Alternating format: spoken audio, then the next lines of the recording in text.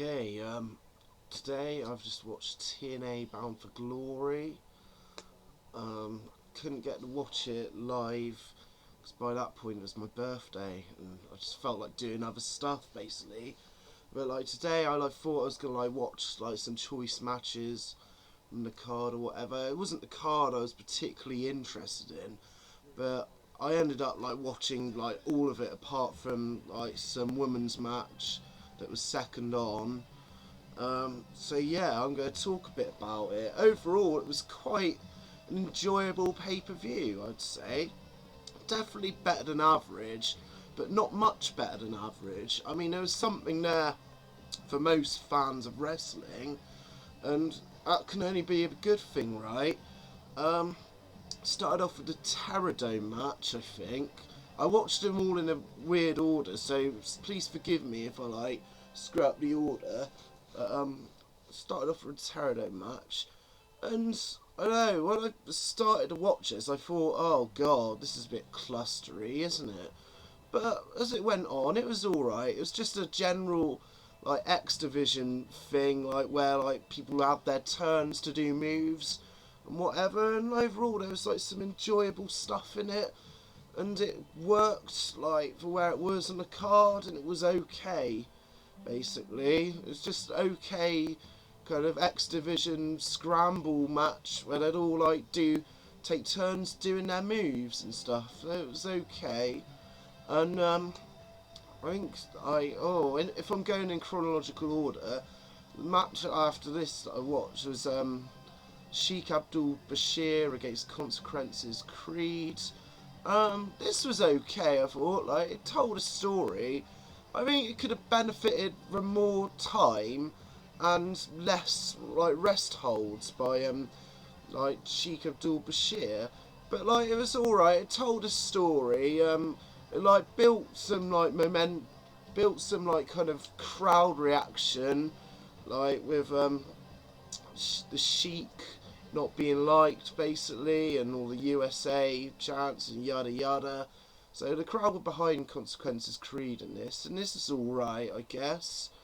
Wasn't too bad. Next thing after this, I think, was the triple threat women's match for the women's title. I thought this was very enjoyable and very good match. Could have benefited with more time once again, and I was really rooting for Roxy Laveau in this match, funnily enough. Even over Awesome Kong. She seemed like a real likeable prospect in this match. And I think it was a shame that Taylor Wilde retains, to be honest. But yeah, overall, quite a good match. And then there was the Monsters Ball.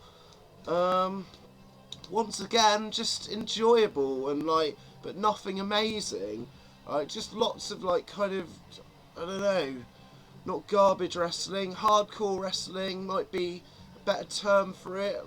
Lots of hard shots. LAX being LAX, doing border tosses and gringo killers. Steve McMichael's the guest referee in this, and I haven't seen him for 10 years. But God, he looks a shitload bigger, doesn't he? But he had some ridiculous stuff in this. He was doing a standoff with James Storm, American football style. And I just thought that was quite ridiculous, but quite funny at the same time. And he spanking Jacqueline, there's no need for that. And some of his counting as a ref was fucking shit. But nonetheless, there was some fun stuff, with cheese graters, Abyss going for a flaming table. Yeah, it's alright. It's what you'd expect for this kind of match, really. But the finish was good. Just a 3D on someone through thumbtacks through a table, and then basically Beer Money just stole the win, and that made me chuckle lots. I like that.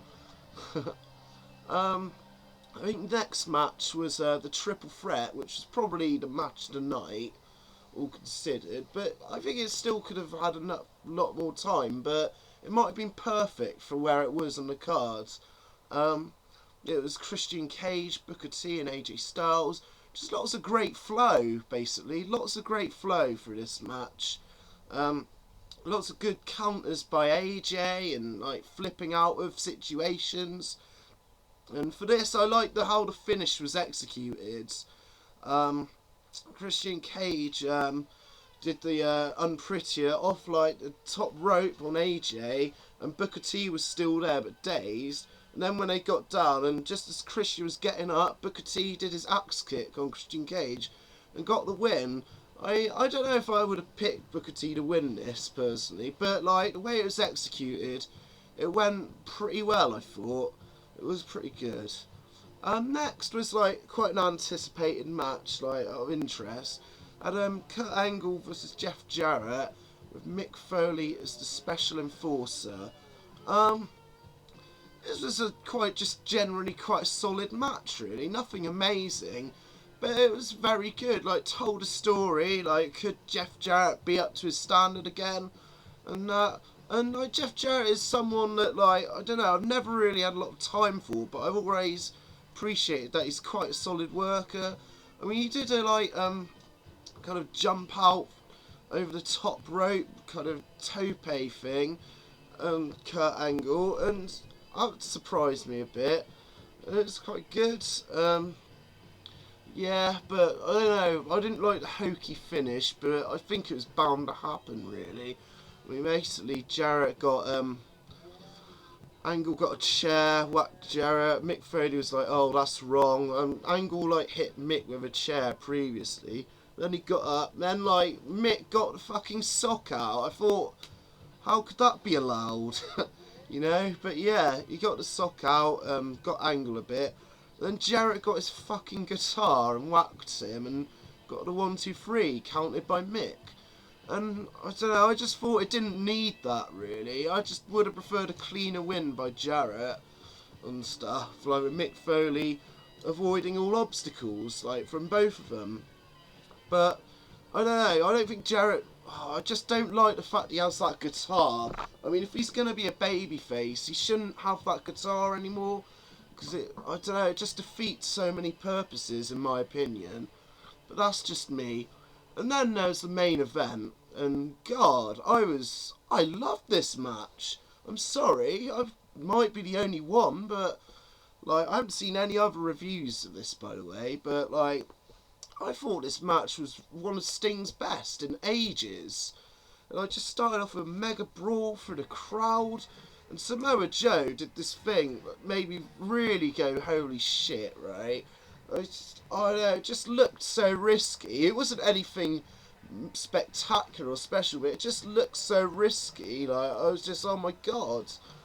And, yeah, it was a great match. We see Joe had a lot of control when they were back in the ring and stuff, and it was all going pretty good. And then Kevin Nash comes down, and the inevitable happened. He turned on Joe, and Sting won the belt, and that finish left a bit of a bad taste in my mouth. And yeah, that's how it went, really. So overall, like, a good show, like, which was slightly played with some bad finishes, like, mainly in the last 2 matches. But overall, like, quite a good show, worth a watch. Nothing amazing. I don't even know if it's as good as last year's Bound for Glory, to be honest. But for me, it was much better than I expected it to be. And, like, it was just quite enjoyable. Like, a bit better than average, and just quite good pay-per-view from TNA. And they did quite well there. So, well done.